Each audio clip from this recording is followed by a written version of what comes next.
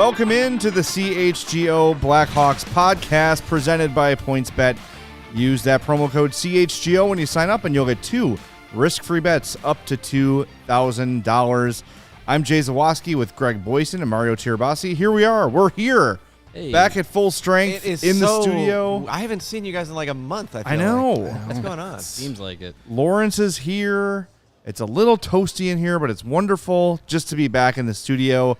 We're not officially back until Shirtless Dart Guy makes an appearance. So he's been out there. Yesterday he was there multiple times. Doesn't count. We weren't here for free meat Shirtless Guy Day. So I think it's always free meat day when Shirtless Guy's out there. Yeah, you got to see the display.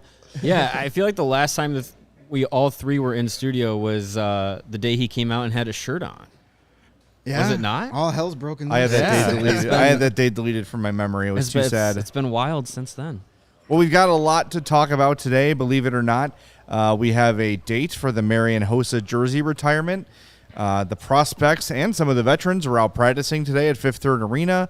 Mario's got a great piece at allchgo.com that you should definitely check out about Patrick Kane. It'll make you depressed and give you a reason to yell at me. Yeah, of course. Yeah. We're always looking for a reason to yell at Mario. Yeah, why not? Good idea. We've got the Tom Kurver's Prospects Showcase beginning, and the rosters are out, so a ton to get to. But let's start with the biggest of those stories. Hit the like button. Oh, yeah. Hit the like button, That's smash it, dab it up, leg drop it, atomic drop it, give it the razor's edge, whatever you need to do. Choke slam hit that like button. It is very beneficial to us when you you do that. And while you're there on the old YouTubes, hit that subscribe button and turn those notifications on so every time we go live, you can join us and all that great stuff. And, of course, if you're listening to the audio version, the less handsome version of the show, make sure you're subscribed wherever you get your podcasts. All right, so November 20th is the day that number 81 goes to the rafters for eternity. Yep. The demigod himself, Marian Hossa, will have his jersey retired. Our fearless leader, Kevin, texted, said, "Who's the genius who put this on the same day as a Bears game?" From what I can tell, the Bears game's at noon that day. Yeah. Against the Falcons. That's what I said. So, yeah. So it most likely won't be flexed. Beautiful We'll be Chicago able to day. point out the double dippers very easily in that crowd from the press box. They'll be the dudes that fall asleep shortly after the banner goes up. Yeah. Or throw up in their seat. No, I mean, it's a Sunday. That's a traditional Hawks. Makes sense. Sunday night, 6 o'clock puck drop. Yep. Pittsburgh Penguins legend Marian Hossa gets his jersey against his former team that he spent 3 2 months weeks with. Yeah, a good couple months with them. So 6 o'clock game on a Sunday. I mean, that's a traditional Blackhawks home game. Early enough, you want to bring your kids to the game. That's going to be one of the top selling tickets of the season, if not the top. Probably the most. I would not be surprised if that is like one of the few, if not the only complete sellout. Yeah. Where it's not just a ticket sellout, it is a butts and seats sellout. Yeah, that'd be my only guess. Maybe you get, opening night, maybe. Against the Red Wings, yeah. Yeah, you get a lot of Red Wings fans in the building. Doesn't matter. Their money's green. It counts. Maybe I don't think they'll get a sellout, but I bet you they get a really good crowd for that game in March against Ottawa when Alex DeBrincat makes his return. Probably. Yep. But we'll see. Yeah, as far as if I had to guess, if there was only one game that's going to sell out this year, it's that Maybe one. that one. NB in the chat says, tickets secured for November 20th. Good work. Good job. Jump on those tickets now before a lot of people realize what it is yet. Yep. Tickets are on sale, and if you really want to be savvy about it, use that Gametime app. Get yourself some tickets for November 20th. Yeah, it's a really good idea. We're going to tell you more about Gametime later, but I used that for a Sox game a while back. Awesome seats at a ridiculous price. Mm-hmm. So I could not believe how little I paid to go see the White Sox from 5 feet off the field. Yeah.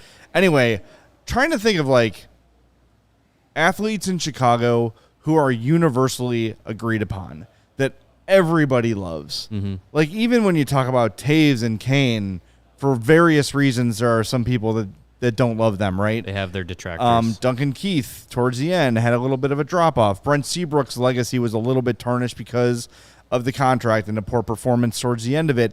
Marian Hossa is a guy who I think every fan in Chicago loves. And it's going to be really cool to see how that night goes. And the other part of this, too, is who's going to do it? Foley's gone. Olczyk's gone. Is it going to be John Weideman? Is it going to be Troy Murray? Is it going to be Chris Foster? I bet it'll be Weideman. Weideman or his former teammate, Patrick Sharp. That's true. Yeah, could see that. Could be Master of ceremonies. Or Gene Honda. He announced his name a lot over the years. Marian Hossa. You know, you got some options there. Maybe that's a night you bring Pat Foley back. See, that would be cool. Yeah, he's not doing nothing in November. I'm sure he would love to get out there and ham it up and see all the fans. People would eat that up, too. Yeah. he would. Yeah, absolutely. I just wonder, and that would be a good indication to show us, like, what is the true, what are Pat's true feelings about his career ending? Do we see him in some substitution roles here and there? Do we see him as a master of ceremonies for big events?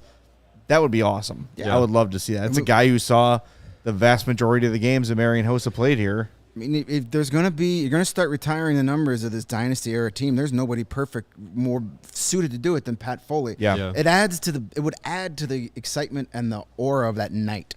It would make it even more. Take a special night and make it just like unforgettable. Yeah, if you bring back Pat Foley. If you want to please a lot of people for at least one night of next season, if you do November 20th, you're retiring Marian Hossa's number. That's the night you're doing it, and you say, oh yeah, by the way, Pat Foley's coming back. Yeah. Yep. That'll bring him in. A really good PR move. But the simple answer to that question. Who does you get to do Marian Hossa's jersey retirement ceremony? You get whoever Marian Hossa wants. That's true.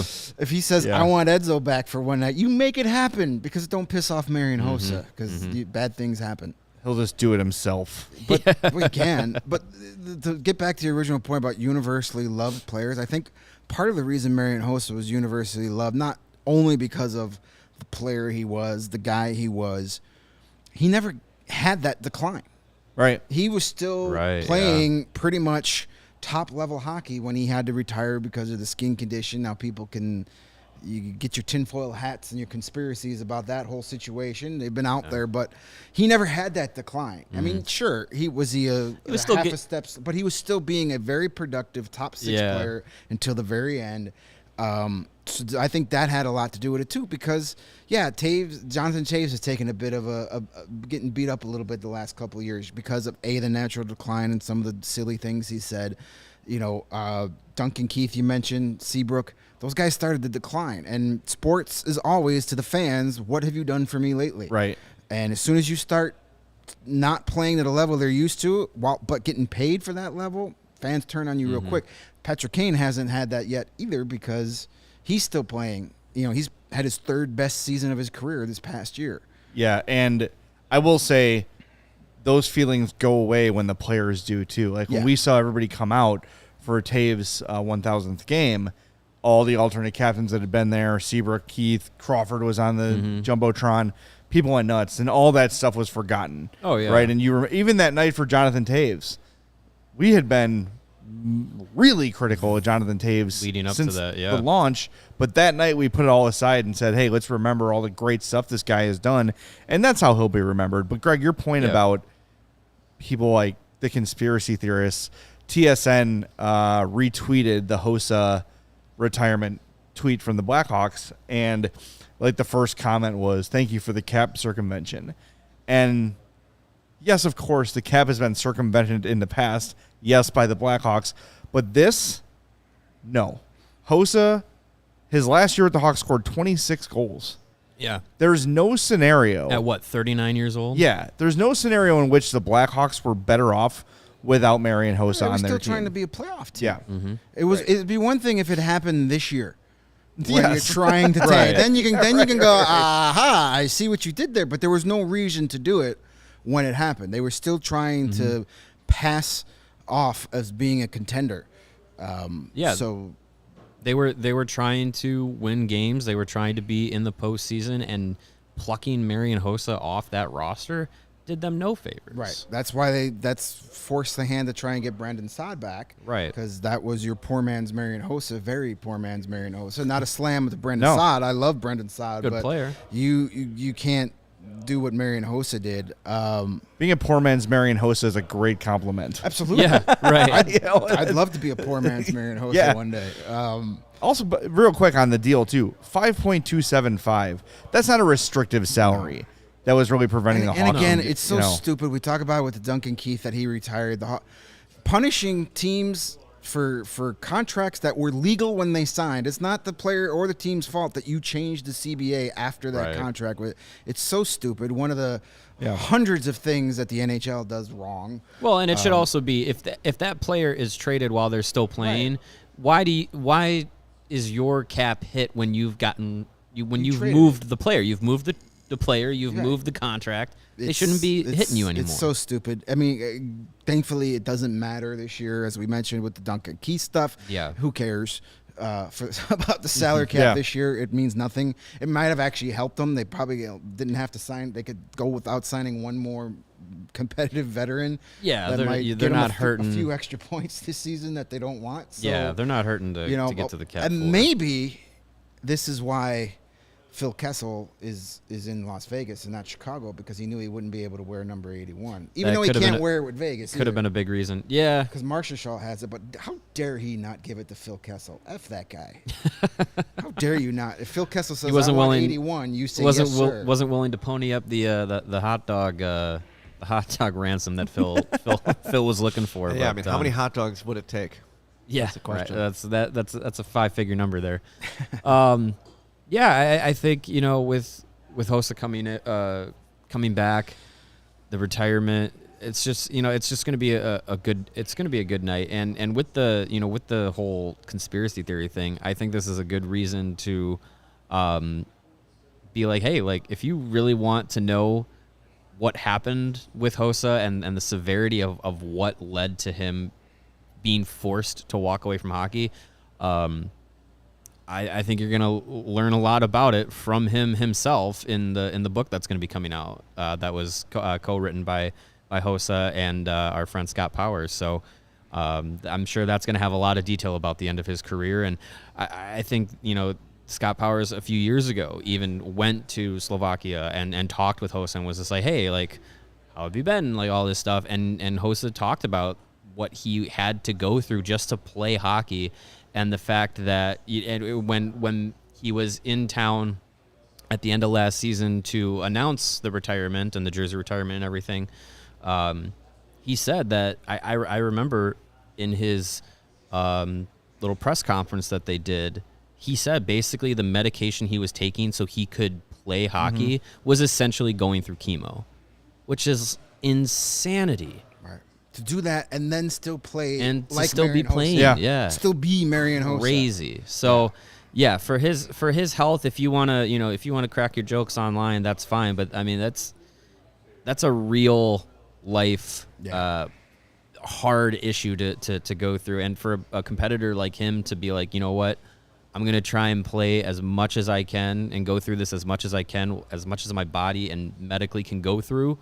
And then to be basically told, like, hey, if you keep doing this, you're probably going to, your body's going to shut down on your you. quality of life will be shit for the rest of it. Yeah. So I'm happy to see that he's doing well. He's healthy. He looks like he could go take a couple shifts if he wanted to.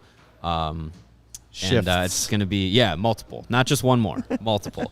So it'll be fun to see him out there. I wonder if they do that, the one last shift that night too with Hossa, gear him up, put him out in warm-ups. Yeah.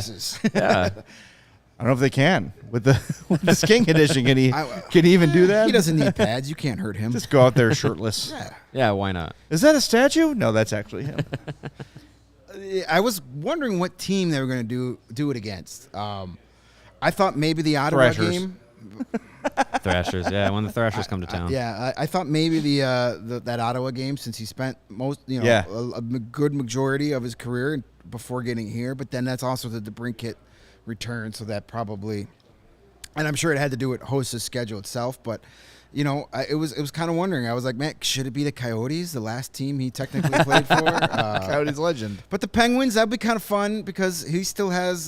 He was there. He played with Crosby and Malkin for those few weeks, and Letang. So it's kind of fun to be like, hey, here's a team that's decided to move on from their glory days, and here's a team just grasping on, like they're putting these old guys together with duct tape before every game to throw them out there to be like, hey, we kind of sort of still can do this, but no, you can't. So it's kind of a fun contrast that you're actually going to have guys on the ice on both teams that got to play with. Still Marian played with Hossa, him, yeah. I really like your Coyotes idea. They could have brought out all of his old teammates like Pavel Datsyuk Chris and Pronger. Chris Pronger could have been out Dave there. Bolin was a Dave Bolin. two-time I mean, former teammate. You know, it would have been just so cool to see all those Coyotes legendary legends right there.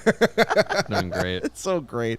I just love that they've become a dumping ground for bad contracts. But and the 5,000 seat Mullet Arena. Boy, everything's coming up Coyotes, isn't it? That's all right. In 5 years, when they finally get an arena, they're going to figure it out. Yeah, exactly. What are you munching on over there, buddy? These are little chicken kebab sausage bites provided to us by our good friends at Greenridge Farms. They look delightful. They are delicious. I also see Lawrence behind the mic just... Yeah, I was trying to kill a beef stick while I was producing. There's just encased meat all over this office tight right now. turnaround. I did Bears. Farms, Bears ended like 20 minutes before this started. I needed a snack on something. I'll tell you what, the Chipotle mustard that came along with it, ooh, that's good. Well, we picked the wrong day to have to be remote. Yeah. Sorry, everybody. We missed out on the Thanks, cookout Jay. yesterday. But hey, the grill is a beautiful Weber grill outside now. Well, it's nice. I'm glad that's tonight set we up. finally put it together in September. Way to go, team! You can grill year round. It's That's gas. right. It's gonna be 90s. You can all grill in weekend, the winter.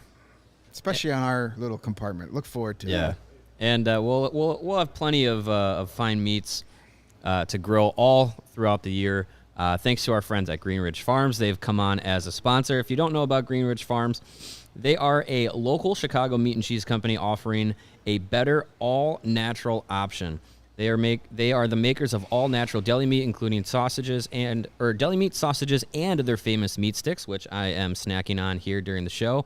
Perfect for tailgating, happy hours, or school lunches. They are all natural meat sticks, and they are hardwood smoked for 8 hours. And they come in different flavors: chicken, Black Forest beef, jalapeno cheddar, spicy chili. I haven't tried all of them yet. That's the one I was just trying, was the spicy chili one. one, and it was Which one you got? Spicy chili. Spicy chili. Yeah, that's next on the plate for me. Ooh, it was delicious after the show. But a little spicy, but they good. are absolutely delicious. I've had Greenridge before they were on with us here at CHGO. I will definitely continue to have them and their fine quality products now that they are officially a sponsor. They were the meat providers for our Chicago White Sox tailgate earlier this summer, and that was... To go out on a limb and say they'll be doing the same for our Bears tailgate coming up. I believe so. Weeks. I believe that will be the case. A Bears tailgate? Bears What? tailgate. Oh, yeah. Funny we should mention that. Yeah. Funny, Bears that's on the tailgate coming screen up. all of a sudden. Yes, How did that happen? before official. the Bears Texans game, Sunday, September 25th. You can join all of us at CHGO as our first official, but not last, CHGO football tailgate. Starts at 8 a.m. I believe it's the parking lot at Roosevelt and Michigan, I Correct. believe. Yep. Just Bright a and short stroll from the Soldier Field. Starts at 8 a.m., goes all the way to kickoff at noon. Check out at allchgo.com. You can get the link to buy your tickets. $34 a ticket. I like that number. That's special That number. works. That works. And it gets you all the food and drinks you want with your ticket. Honestly, we were talking about this on the Bears podcast. That's an insanely low number I considering. mean, $34 inside the stadium gets you a bottle of water and a kick in the ass. That's about all you get inside the stadium for that kind of money. Which concession stand is that? It's the kick in the ass. Just some old lady. All right, come over here. Boom. That'll be $25. That's the only section I could afford seats at a Bears game. I got to start using Gametime, I guess. Yeah, there you go. $34. You get food, you get drink. There's going to be a DJ with music. We're going to have as many of our CHGO pals there to hang out with. So come and join us. That's going to be a fun game. And I like that one because won't be cold yet. Yeah. Not yet. And you do, again, I know Greg said it, but you do need tickets. Secure your tickets at allchgo.com. You don't need a ticket to the Bears game either. No, you can just- come yeah, just to come the to tailgate, tailgate. hang Yeah. out with us, and then go watch it at a local watering hole or whatnot. However, There is a if link, you by the way. do There's need a ticket, Oh, The yes. segues we got going on. we've got a place you can get them. Yes. Gametime. They are the hottest new Gametime. ticketing site, and they make it easier than ever to score the best deals on tickets to sports, concerts, and shows. You ever wanted an awesome seat? You ever dreamed about like 50-yard line seats at a Bears game, front row seats to see Harry Styles or whoever you're into these days, whatever the youths are listening to? It's possible with the Gametime app. The biggest last-minute price drops can be found on the seats you thought you could never buy. I already mentioned the Sox tickets I bought a couple weeks ago. I paid $80 for 3 tickets, 5 rows off the field. Unbelievable. Can't beat that. Just they guarantee the lowest price. So if you buy your ticket and you find it cheaper elsewhere, get in touch with them and they will match the price. It's a no-brainer. If you love CHGO, then you will love Gametime. The best way to support us is by buying your tickets through the link in our YouTube description. And I just went through it. If you're watching the YouTube, I used our link there. Please use our link. This is the Hossa night. The cheapest ticket is, believe it or not, $81 right now. That's fitting. That number will probably go down as it gets closer to the game, but very cool website, very easy to use. Yeah. As is the app. It is a super easy to use website and app. It's great. But again, go to our YouTube page. When you want to use the Gametime app, use that link to connect. Yes, please. Boom.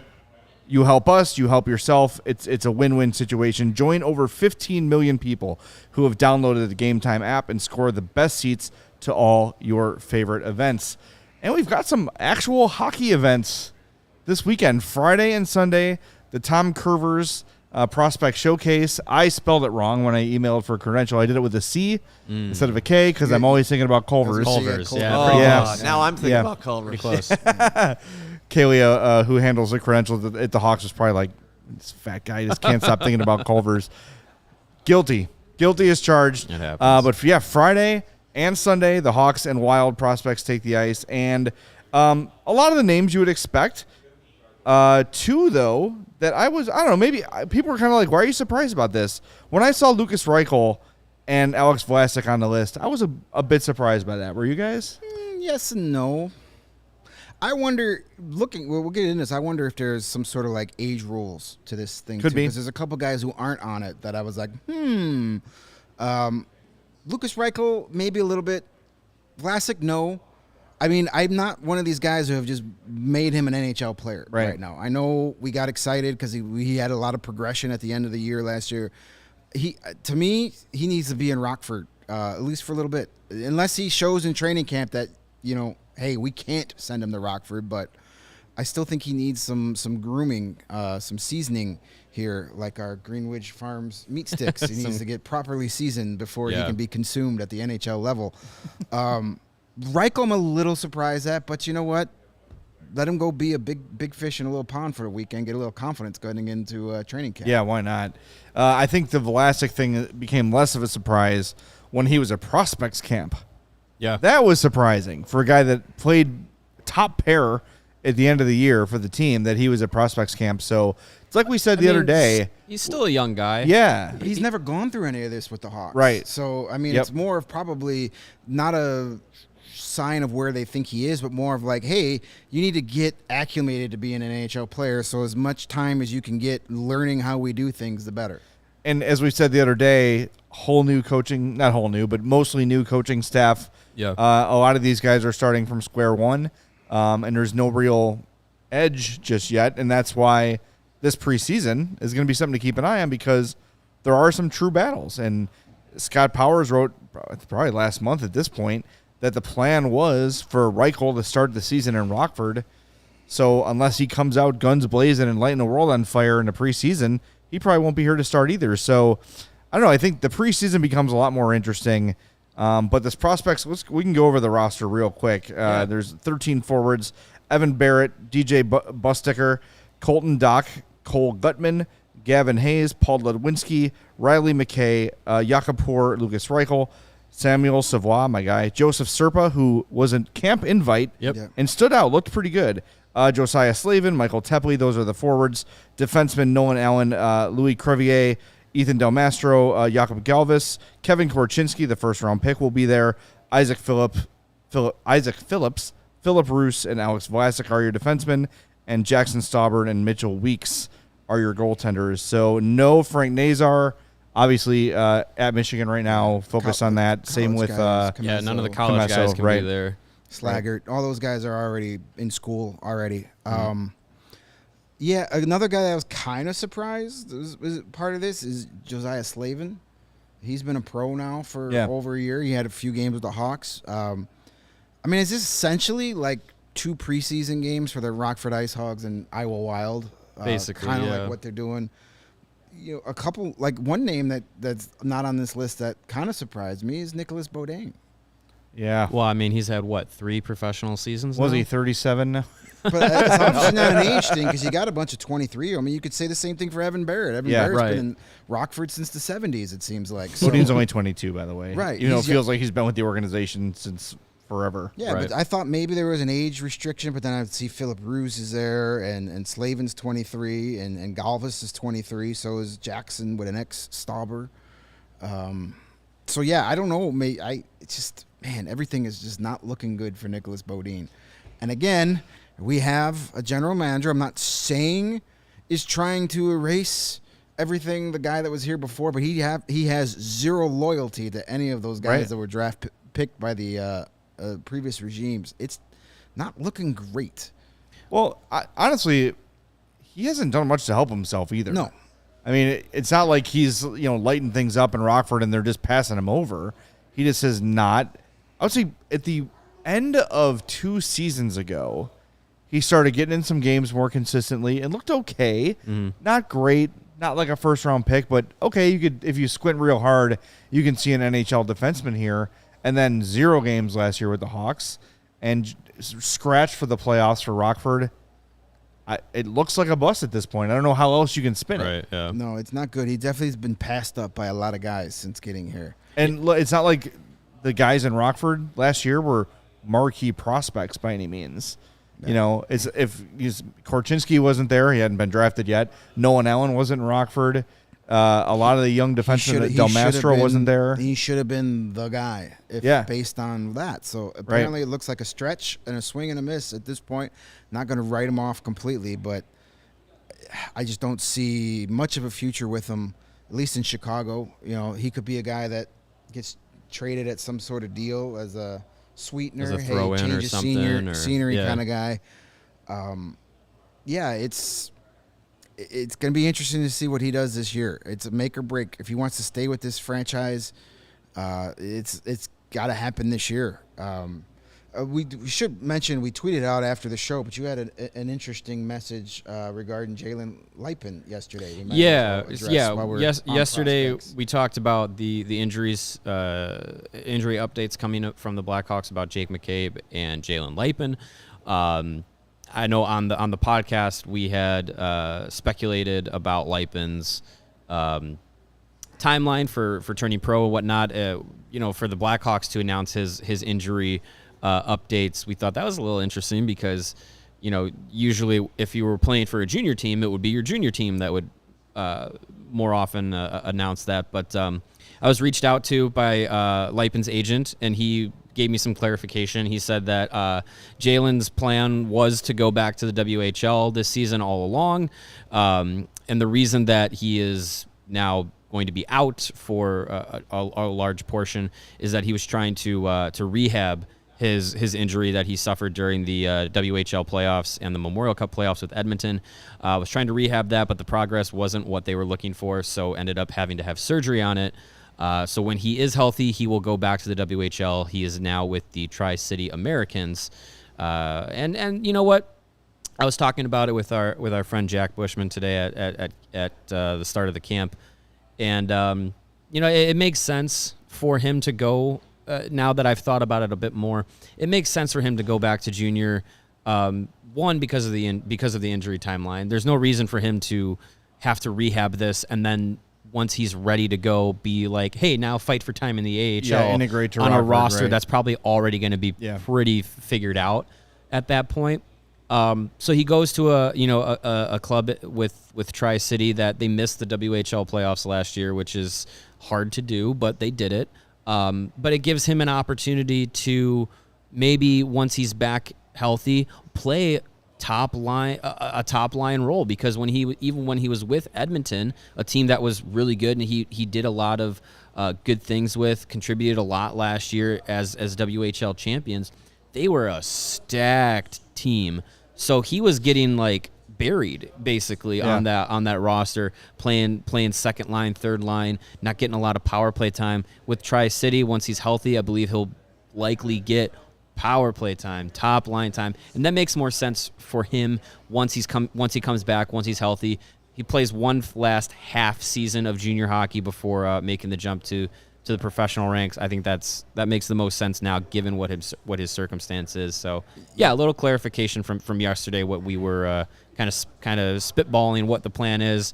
Now we know what the plan is. It's always nice when the agents reach out and say, hey, here's some info. Yeah. Hey, I was listening to your show. Wanted to give you some information. I was like, oh, cool. Great. Goes to show. Put that in the back pocket. Goes to prove the old theory of you never know who's listening. So yeah. Did you tell him to smash that like button? That's true. I did not DM him like, hey, smash the like button, did please. Did you get him to get a T-shirt? I mean, I got the guy that sold my card and made me become That's a true. member. That's true. Well, I don't know if there's a conflict of interest there, but doesn't hurt to reach out. He can get new clients by becoming a member. Yeah, and you're right. It does make a lot, and you don't really necessarily want to burn that first year of his entry level contract for 20 games in Rockford either. Sure. So yeah, as you explained, it makes more sense for him to get back to full speed at the WHL level and try and do it against grown ass men in the AHL. Well, and I feel like too, with kind of tying into this prospect showcase that's going on this week, I think it's a good opportunity for some of these guys to be here and have kind of one last go of it in front of the Blackhawks brass and their front office before, heading back to their junior teams or heading back to the Ice Hogs or whatnot, going into training camp. And there are probably some players left off the list, like a Nicholas Baudin, like I was surprised Alec Regula wasn't involved. As if Vlasic's there, why wouldn't Regula be there? I think there may be just some players that I think the Blackhawks are more, it might be tipping their hand that they're a little bit more interested in seeing more of, and maybe getting those guys going prior to training camp so that they can hit the ground running in training camp. I don't want to say they're playing favorites, but it kind of seems like they might be a little bit. But I think too, it also gives those players an opportunity to build some confidence. You're going in as one of the young guys in this group of young players, and you're the leader of this group. You're looked at as like the leader of the group. Vlasic was paired with Kevin Korchinski in pretty much all of the defensive drills that we saw today. Lucas Reichel was running with Colton Dock in pretty much with any drill that he was paired with. It was Lucas Reichel and Colton Dock. So I think what they're trying to do is pair some of these prospects together to kind of get them hitting the ground running, hitting the ice running, and get them going into training camp with as much momentum as possible. And I think that benefits guys like Vlasic and Reichel, who I would pencil into the NHL lineup to start the season, but I know they're kind of in a situation where it's probably best for them to maybe take some time. But I think if they don't play themselves out of being like one of the top 12, 13 forwards or one of the top 6, 7 defensemen, if they don't do that, what's the harm in saying like, hey, if you've earned it, you've earned it, like out of camp, like go for it. What's interesting too is I wonder, like I'm sure they have a big board of a depth chart, right? Yeah. And they probably have like a right now and a projection sort of a thing. And I wonder if they're going to be a little more patient with the prospects that they value more. So Reichel, Vlasic was Vlasic's second round pick, right? Or was it late first? Second round pick.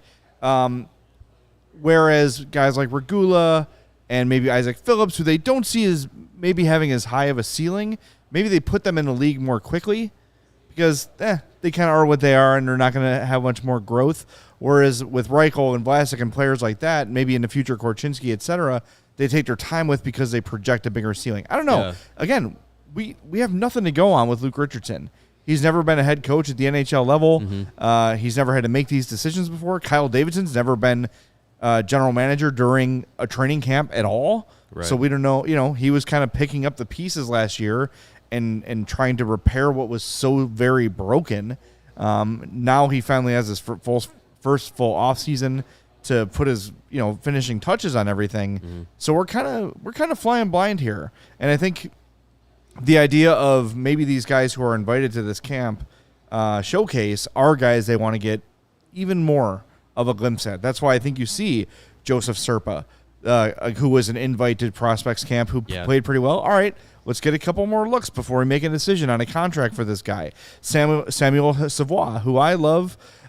He really stood out in prospects camp, and maybe a little more than they expected, right? Considering where he was drafted, all those sort of things. Maybe they say, wait a minute, this is someone who maybe could help us sooner than we think.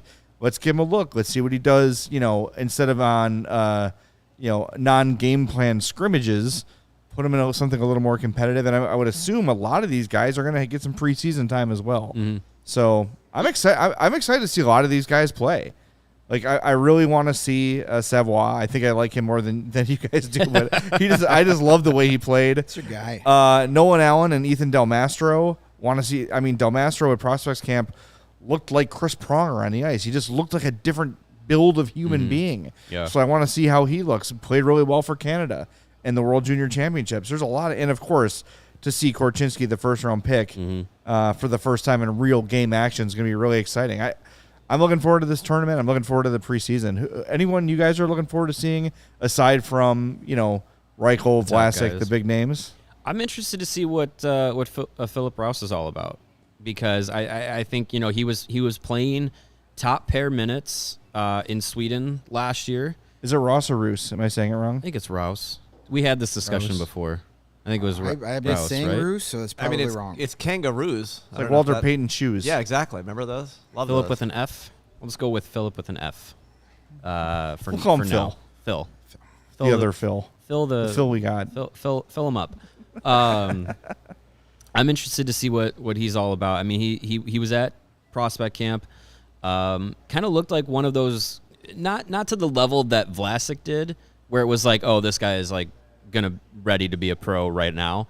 Wasn't as like man amongst boys as Vlasic seemed, but he kind of was fitting and playing in that realm where it kind of just felt like, okay, this is a guy who's played professionally before, playing with a bunch of teenagers. Like, that's kind of the vibe I got from his game, which is a good thing, because it's like, okay, this guy is more than just like a flyer that the Blackhawks are just taking a run on and hoping that he turns into something.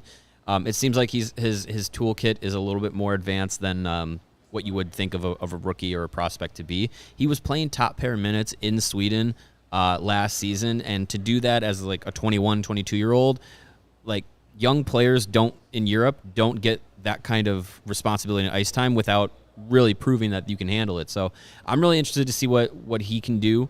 I think with the injury to McCabe, as we talked about yesterday, the defensive lineup and the defensive rotation is wide open. So he could be one of those dark horse young players that could jump up and really make an impact through this camp, through the preseason, and could find himself fighting for NHL time. So I'm really interested to see what he can bring to the table. He's one of those European free agents like Gustafsson, like Pius Suter. Kubalik was a trade, but similar. Kempny. Kempe. Jan Ruda. Yeah, Kempny, Ruda. Cahoon, all those guys. Right? Yeah, so I would be almost surprised if he's not. I think David Kampf was a... Kampf, too, yeah. Was a European find. Yep, so I wouldn't say a regular, but... Could be an opening night defenseman. Could be something. Be something. We'll see what happens. Lawrence had on our screen there while we were rambling off European hockey players. The perfect segue for Walter Payton. Yeah, love Ruse those. ad. Love those Ruse. Those were great. We love Walter Payton here at CHGO. Are Ruse still in? I don't think so. I think they're long gone. No? They might have come back. They might have had a comeback. I don't know. I'm not a shoes guy. I'm not one of those guys. I'm a sneakerhead. I don't got money for that. The Ruse were the ones that had the pocket in the shoe, right? Yeah, correct. Shoes with The pockets. kangaroo. Yeah, I wanted to get like a pair of Jordans when we started here because everybody had cool shoes on set. Yeah, I'm like, I don't have $300. I'm like, for shoes. no, we won't be doing that. You could take all the pairs of shoes I own, throw them in one box, and it'd still be $100 cheaper than one pair. Of If they're not at shoes. Kohl's, I'm not interested. These are Target specials, baby. But the one prospect I want to see is a guy that won me over in the second half of the AHL season. That's Michael Tepley. He was a guy that his first pro season was disappointing, but it was hard to really hold it against him. He played in that weird COVID season in the AHL, which he would have in a normal setting, he would have been in juniors. Yeah, so he played the Ice Hogs in that weird empty stadium, practice rink, 23 game season, whatever it was. Not exactly a season that you can, for your first season in North America, that was kind of, well, for professionally at least. He played in Winnipeg in the WHL. But then last year, full-time, the first half of the season, it was kind of like he's there. I see him sometimes. But then right after Christmas, he got put on the top line with Reichel and Conley and took off. Started scoring a ton of goals, game-winning goals. He had a really cool shootout goal, which you wouldn't expect it from him, but really got the light went on from it. I want to credit Anders Sorensen with a guy that worked hard with him, and Tepley even told me in a post-game interview during his hot run, he said he was able to really get things together when he realized that the harder he plays without the puck, the easier it becomes when he has the puck. And when he focuses on his game without the puck, it led to more time with it and knowing, being in the right situations and things like that. So he's a guy that took a huge jump in season last year. So I'm looking forward to seeing if he can continue that to start this season. I'm assuming he's going to be a guy we're going to see in some preseason games. Yep. And then he's going to be one of the big contributors for the Ice Hogs offensively this year. It's interesting that he would have such a big jump under Sorensen, and then, he gets a job. Was that before they named Richardson coach? Did they name Sorensen was going to be Yes. because it was yes. Yeah. Because I think that's that why was the we sort of timeline. speculated, maybe Derek King's going to get this job was gonna after stick all. around, yeah. So it tells you that they were impressed by the whatever he did in his short time as head coach down there, which includes Tepley's big improvement, got him the job. He got a team that had no business being a playoff team to be a playoff team last year. Yeah. That team, outside of Lucas Reichel, couldn't score a goal to save their lives. Not many teams that finish, I think, either last or second to last. I have to go back and look at it, but I think they were either last or second to last in shot differential. Yeah. Not many teams of that caliber will make the playoffs. They were outshot 42-17 on almost a nightly basis. Yeah. Which is great practice for Soderblom. Right, get used to it, kid. But Soderblom and Colin Delia were great last year. So that was a big reason, but there was some real progression from some of these young guys last year, and that's what you need. You need a guy that can get the best out of the young guys. So Anders Sorensen got the full-time gig, and he earned it, and I think it was a really good move. And he's the head coach of the team this weekend. We were told we'll be there for the practice. Tomorrow's practice is from 10 to noon, so we'll be there for the whole practice. And they're actually opening up the locker room, so Nice. that's another sign that that's what's going to happen for league-wide this year. Like that. We'll be able to chat with Anders.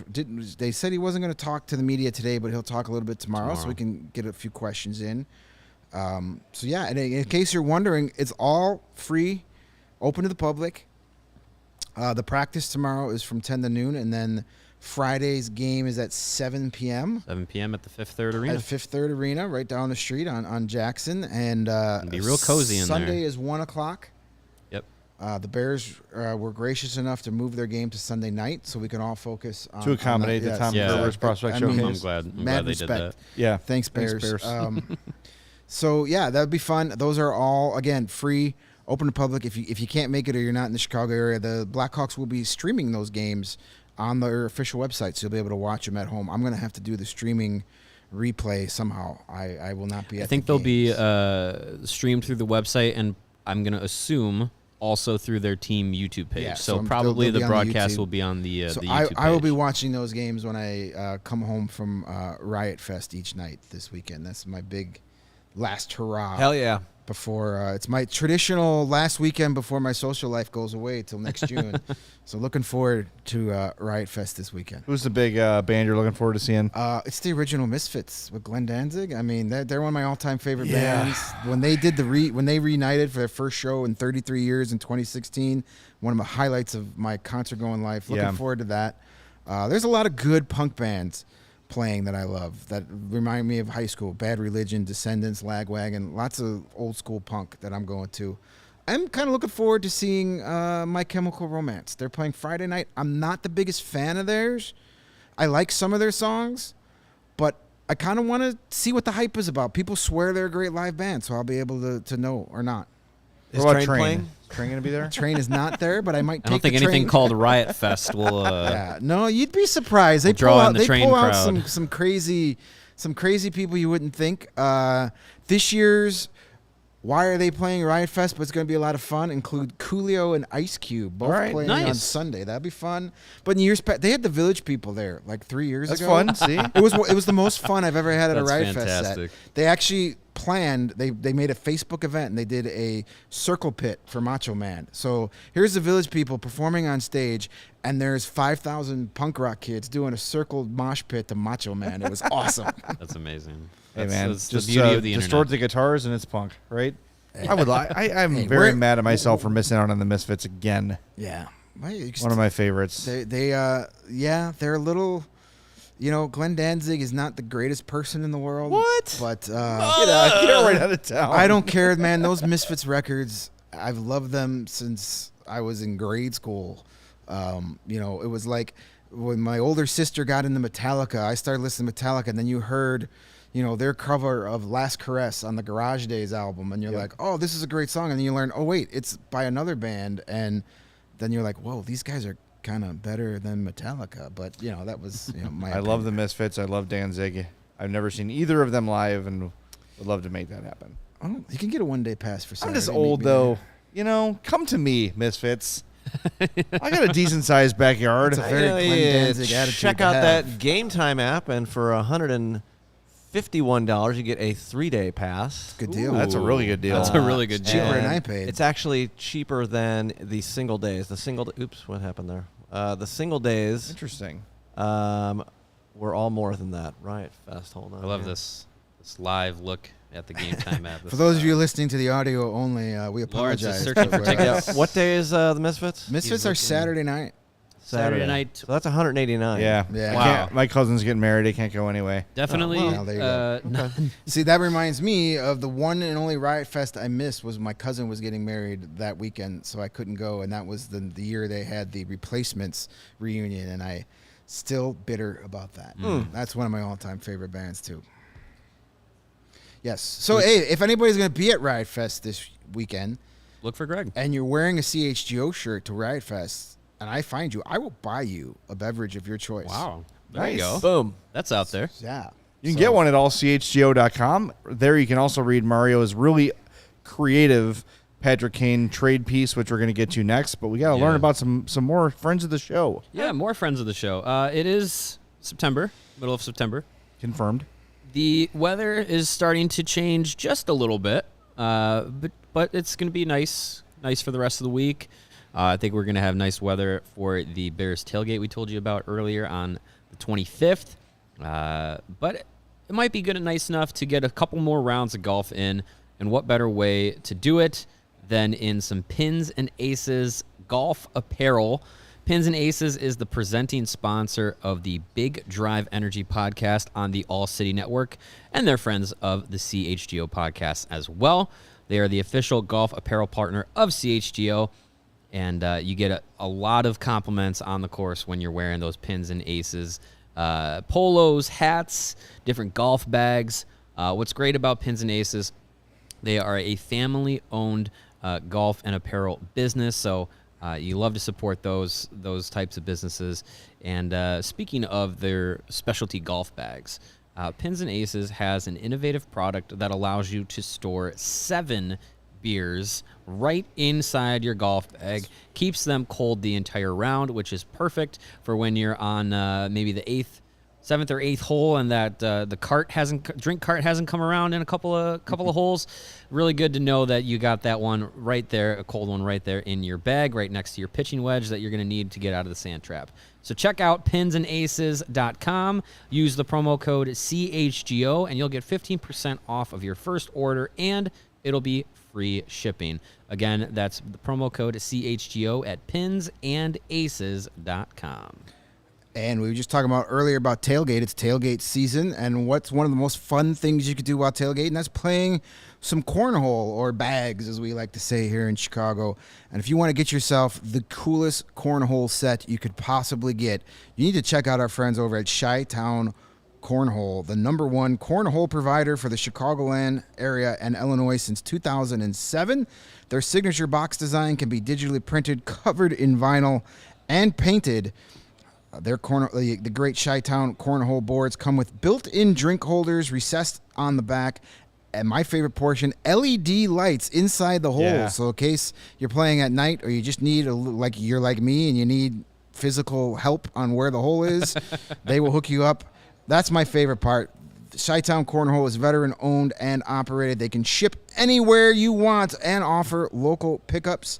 They specialize in corporate designs for your company's next marketing or social event, wedding gifts, and gifts for all occasions, especially for tailgaters and backyard barbecues. And I know we will be bringing out those sweet CHGO boxes and bags that they made for us. We'll be having those at the September 25th Bears tailgate, so you can check them out there. But that's Chi-Town Cornhole for all your cornhole needs. This is my first time seeing the cornhole set in person, and Yeah, they they are are. really nice. Yeah, they are slick. very cool. I think Lawrence is about to haul one on set. There it is. Here we go. Here he comes. Again, There we great go. for the audio audience. Yes, Yeah. but there they are. Look at Yeah, that. right in the That's background beautiful. there. Very cool. LED light. There's There it is. drink holders in the Beautiful. back. Even the bags themselves. The bags are real themselves nice. are Yes. CHGO They got our logo branded. on it. Yes, Oh, very yeah. cool. It's corn. It's corn. It's cone. Hole. I've never seen a more beautiful thing. Yeah, Yeah, these are real corn. nice. Yes. Kobe. Damn it. I don't think that's how you're supposed to play. Oh, well, almost. All right. Almost made it. All right. Before we wrap up, Mario, you have a very... I not loved work. your concept. Just a little behind the curtain for everybody. Whenever any of us write something, we ask the others to review it, check for typos, weird sentences, whatever. I'm guilty of those a lot. So I We all read are. Mario's piece before it was published, and I love the idea you had of sort of co-writing it with an Oilers writer. So, Yeah. Yeah. Yeah, shout out to the Athletics' Jonathan Willis for playing the role of Ken Holland there for me with the Oilers. I took on the thankless task of trying to trade Patrick Kane in a fair deal because as we have gone through the summer, we have seen many rumors of all varying types and degrees, and I figured we don't know what's true, what's not. We don't know what a trade package could or could not look like. So I reached out to Jonathan and said, hey, would you be willing to kind of do a mock back and forth of how a deal might go down between Ken Holland and Kyle Davidson? And this isn't NHL 23 where you just plug a couple pieces in and it tells you, oh, this is a fair deal trade. Like, it's not that simple. It's not? No, it's not, That's surprisingly. not what that one Twitter account told me. No, I know. Well, Damn. Yeah, sometimes real life is different. So in the back and forth, I kind of laid out that I wanted to try and get at least 2, maybe 3 first-round caliber assets in return for Kane. Long story short, with this trade that we hypothesized to be a trade deadline deal, with Edmonton not really being able to give Patrick Kane an extension beyond it, probably not sign him in the offseason, it really was 2 months of Patrick Kane. So if you're going into this thinking, wow, did Mario get 4 first-round picks for him? Nope. No, I did not. I did not. And I don't think Kyle Davidson will in this situation. Even in our wildest dreams, I don't think that is going to be the case. If Patrick Kane comes to Kyle Davidson and says, I want to trade, and Edmonton's on his list, I think something that myself and Jonathan ended up working out could be what we could see. And I know that, I encourage you all to go to allchgo.com, become a member, and read the story, read the article, and let me know what you think of it. I've already been getting roasted pretty bad in our. I put out the article earlier today, obviously, and put out a poll. Fair deal for the Hawks, bad deal for the Hawks, fair deal for both sides, and the Twitterverse is not very happy with me as Kyle Davidson, but hey, that's why I'm not Kyle Davidson, right? Well, a lot of them aren't happy with the real Kyle Davidson, so it's okay. That's true. But yeah, I think it's for me, it kind of gave a bit of a different perspective of like, you can't go to the table and say, I want your top prospect, I want your best player that's not named Connor McDavid or Cale Makar or whatever, and I want your first round pick this year and next year and the year after. Like, you can't do that because it won't work. Yeah. I mean, look, before Alex DeBrincat was traded, we talked about him being the Blackhawks' most valuable trade piece by a long shot. Mm-hmm. And yes, we were all a little bit underwhelmed by the return, but as time went by and you saw like teams were limited, there was limited interest. A lot of teams weren't willing to blow their entire future on what is basically a rental, a non-guaranteed rental of Alex DeBrincat. You're talking about 2 months of Patrick Kane. Yes, it's Patrick Kane, but if you're getting a first-round pick, a really good prospect, and a guy with some proven NHL time who'd probably have a more elevated role on the Hawks, I think that is a very fair deal for both sides. Mm-hmm. The first-round pick is key. That's it. Get a first-round pick plus, and I'm pretty happy with it. I know you got to look at this from the team trading for Patrick Kane is not trading for the last 14 years of Patrick Kane. They're trading for the next 2 months of Patrick Kane, and that's it. And look, a team like Edmonton with McDavid and Draisaitl and all these players locked up long-term, they're not going to be able to re-sign Kane, so it is a pure rental. And Kane's going to have his pick of a team next summer. Maybe it's the Blackhawks again. Who knows? But I think the takeaway here is temper your expectations on a return. Yeah. You're not going to get multiple firsts, multiple prospects. It's just not going to happen. And I think what you came up with, maybe substitute player names, teams, whatever, very representative of what can be an expected return. Yeah, and I'm hoping to do this again with a number of other people that I reached out to kind of see like what other teams could do, what could work with other teams. So I'm hoping to hear back from a couple more people to get that done. But one thing I did mention in the article was the Brandon Hagel trade, because that blew us all away. 2 first-round picks and 2 NHL-ready players for Brandon Hagel. But you kind of have to remember the Lightning were trading for a young player under contract and someone who that they were in the immediacy hoping was going to help put them over the top in a playoff run, but then also be a factor in their lineup for the next 2 to 3 seasons, and a guy who they could re-sign to an extension because he's not going to break the bank. So when they really valued Brandon Hagel a lot, and they paid a lot for it, and I think with a true rental of Patrick Kane, you're getting an elite player. You're getting him for 2 months. Right. So it's how much are you willing to pay for this really short-term burst without destroying your team from a trading partner perspective. Well, think of it. Let's think of it this way before we wrap up. We're the Blackhawks. We're in the dynasty time. We're looking to add a really great player at the deadline, right? Like they added Andrew Ladd, Antoine Vermette. Over the years, they always seem to find a way to add somebody. You weren't willing to give up your entire future for it. Right? Yeah, you had to give up some decent pieces, but for a rental, you're never going to destroy a franchise. It's just not going to happen. It's not going to happen. So temper expectations. You're going to get a first-round pick at least. The rest is detail, right? I think I don't think there's any way, because I think there will be a bidding war for Kane. Yeah, $5.5 million.